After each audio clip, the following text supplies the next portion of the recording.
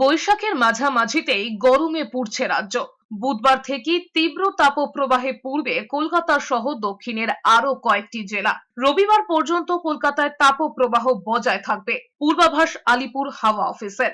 তাপপ্রবাহের কারণে বুধবার কলকাতার সর্বোচ্চ তাপমাত্রা 40 ডিগ্রি সেলসিয়াসের ঘরে পৌঁছতে পারে। দক্ষিণের সমস্ত জেলায় রবিবার পর্যন্ত তাপপ্রবাহের কারণে কমলা সতর্কতা জারি করা হয়েছে। বুধবার এবং বৃহস্পতিবার পূর্ব ও পশ্চিম মেদিনীপুর, বাঁকুড়া এবং পশ্চিম বর্ধমান জেলায় তীব্র তাপপ্রবাহের জন্য লাল সতর্কতা জারি করেছে আবহাওয়া দপ্তর। বৃহস্পতিবার এবং শুক্রবার দার্জিলিং, কালিম্পং এবং জলপাইগুড়ি জেলায় কয়েকটি এলাকায় বজ্রবিদ্যুৎ সহ হালকা বৃষ্টির সম্ভাবনা থাকলেও উত্তরের অন্যান্য জেলা গরমের হাত থেকে মুক্তি পাবে না।